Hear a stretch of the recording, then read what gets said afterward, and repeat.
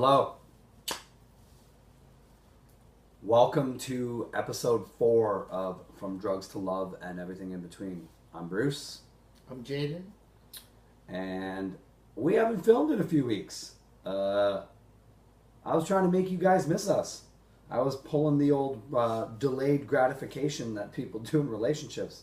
You know, sometimes you really want to miss your partner. You really want to fuck. I probably should have waited to pull the delayed gratification and make you guys miss us until we were like well established, like 1 season episodes. 3 episodes in and then pulling the abrupt disappear. I'm just not going to say anything because really I don't have any apologies for it. So,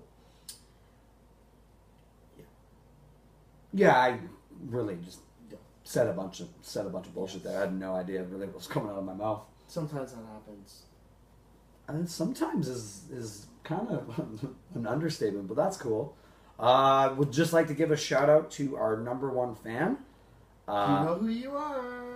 Thank you. It was really nice seeing you on the weekends. And actually, number 1 fan, thank you for saying something to Jaden, because then Jaden said something to me, and then it was like, I gotta get my ass in gear. So, yeah, number 1 fans are never to be undervalued. They have an important part to play. And they give great hugs, just so you all know. Whoa, number 1 fan. I'm gonna hug in a while. Okay, wait, I shouldn't be trolling for hugs on our. That's another video. So that's another video altogether.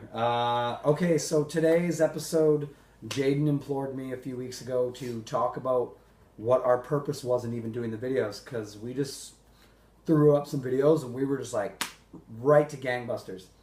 I don't even know if that's a term, it doesn't matter. So anyway, today Jaden and I were going to share our purpose for why these videos are even here. And yeah,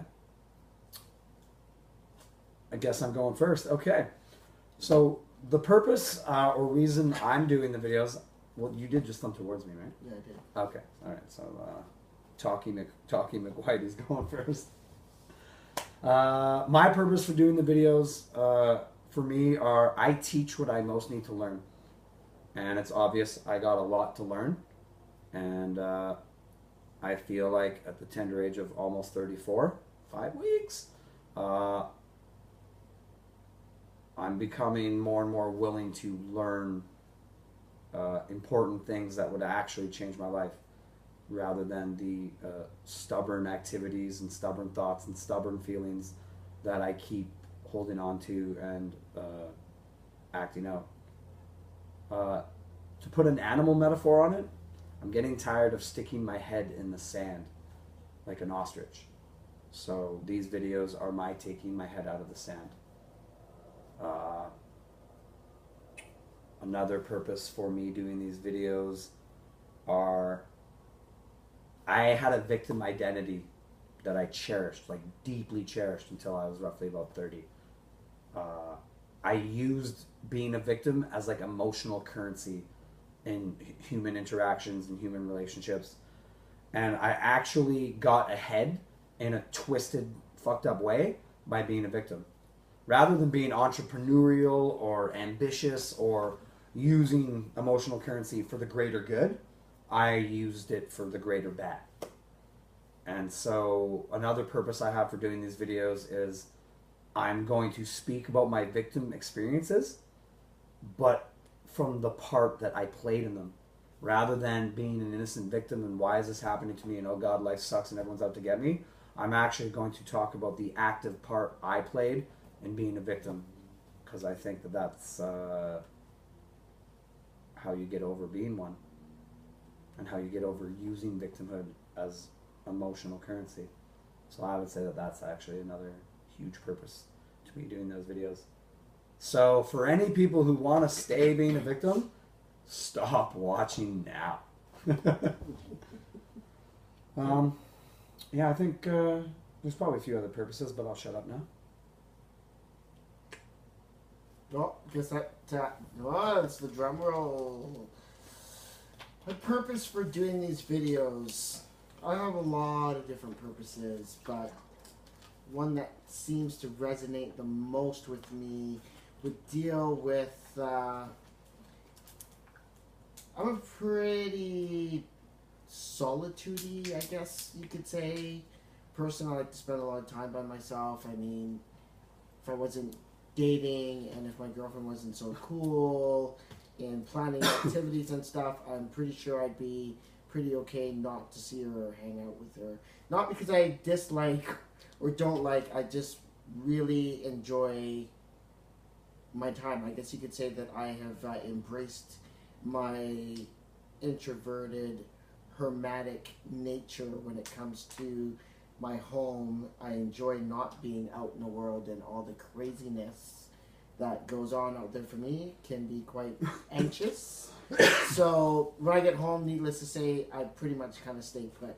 I truly can say that Bruce, very few people actually walk through my front door. So yeah, thank you for that, by the way. So I'm kind of using these videos to get back to a bit more outer self. I think I've done a lot of work on my inner, and it's kind of time to see how all of this work has come to fruition. So it's like taking steps to be a lot more open and clear on camera is a pretty big step, nonetheless, to speak so freely. So hopefully you'll, I don't know, hopefully you'll get something, or you won't, that's cool too, or I don't know.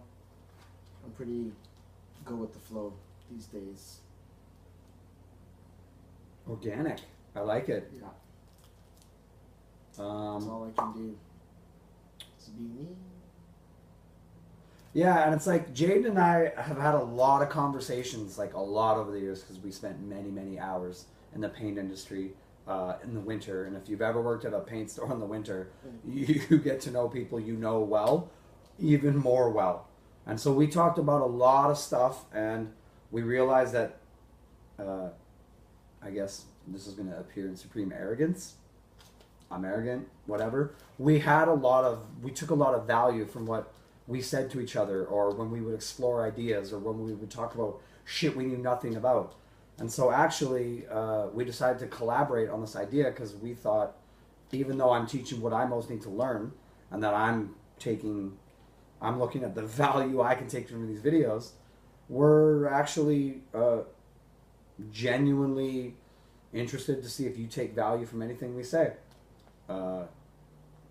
Like, please don't, radically change your life and, mail your kids to Iceland and go to Russia and find yourself. That's not what we're suggesting. But if there's any merit or value that you take from this, and it actually opens up your line of thinking, that's rad.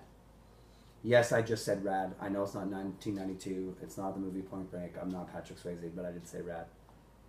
It seems to work with you, though. It's kind of part of your vernacular, though. It's rad, dude. This spiritual thinking, All right. That was Matthew McConaughey for sure. I know. Okay, so for the next video, I'm Patrick Swayze and you're Matthew McConaughey. I think our women watching audience will skyrocket. All right. So, two topics that I thought we would touch on, and I mean, I don't know how deeply I want to go into these. We got a shit ton of videos to film, so we can always explore this more deeper. But one thing I thought that was actually really funny was our number one fan, hey you, spoke to Jaden, and then Jaden came back around to me and told me that our number one fan was missing watching the videos. And what occurred to me are the red flags or giant hints or huge overt instances that are in a person's environment every day that are messages for the person, or red flags. I think I may have just said that, whatever. And in the context of our number one fan just missing our videos, I mean, that's cool. And he told me, and I was like, oh, well, we should probably start filming again. But it's really, really interesting for me in the red flag relationship scenario where, say, a romantic relationship or an intimate friendship where one person in the relationship is feeling like unhappy or inadequate about something, and they end up telling someone else, and that someone else comes back and tells the other person in the relationship, and the other person doesn't respond to the red flag. Like, they don't get the hint. If a third party is coming into your relationship and giving you a hint, like, I feel like you have to act on that hint. And I just find it a very interesting thing about human nature. You can hit someone on the head and read them the most obvious thing ever that they would really benefit from paying attention to, and they choose to do nothing. I don't know, Jim, do you have anything to say about what I'm saying? I'm trying to figure out what you're saying. So,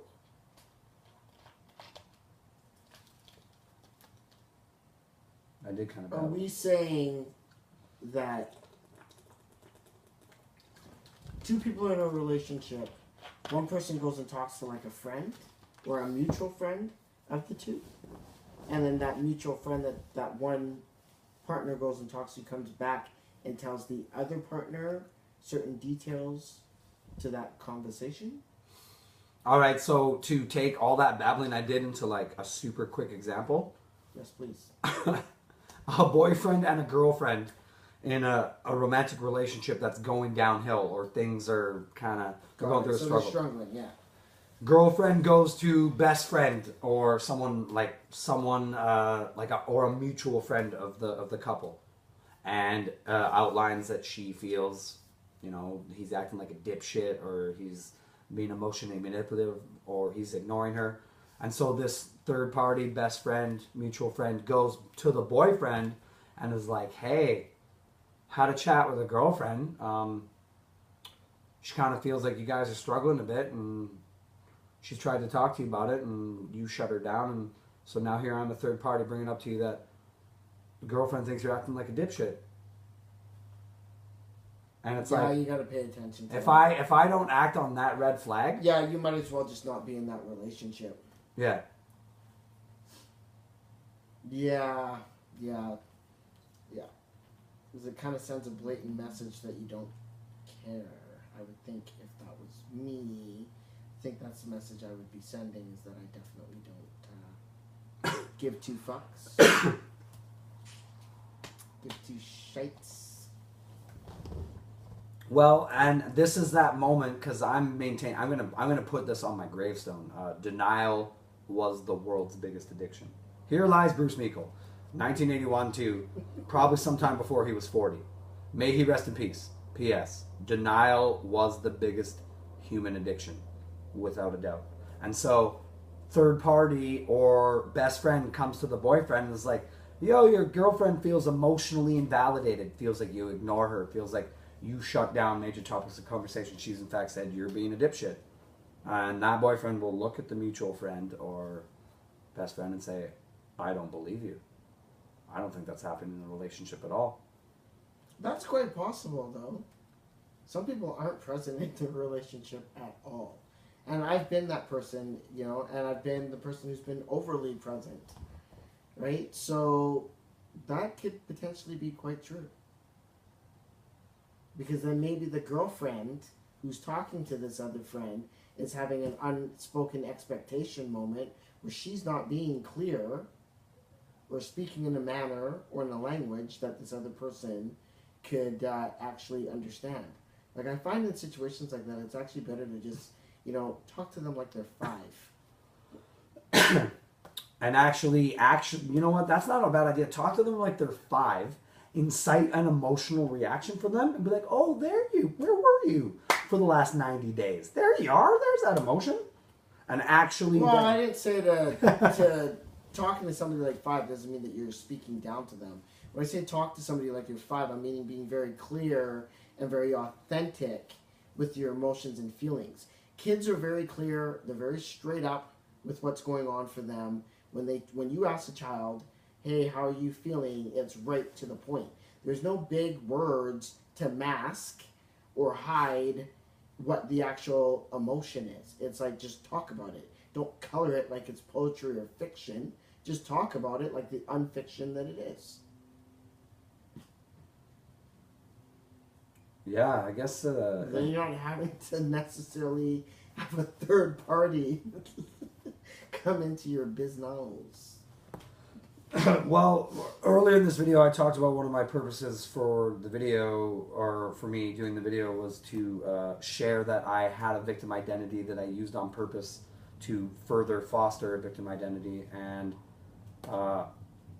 the thing I gotta take responsibility for is I have taught my environment and the people in it how to react to me. I taught my environment how to treat me.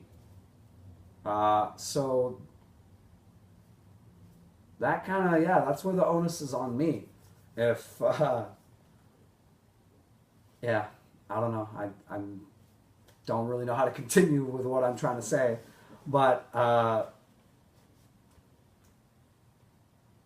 yeah, I taught my environment how to react to me. Like, sometimes I'm just overly too nice or too obliging. That's more the word. And lately, because I'm trying to grow my own company and really focusing on that and putting some good purpose and passion behind it, I'm learning how that is a manner how I'm going to have to change as a business owner.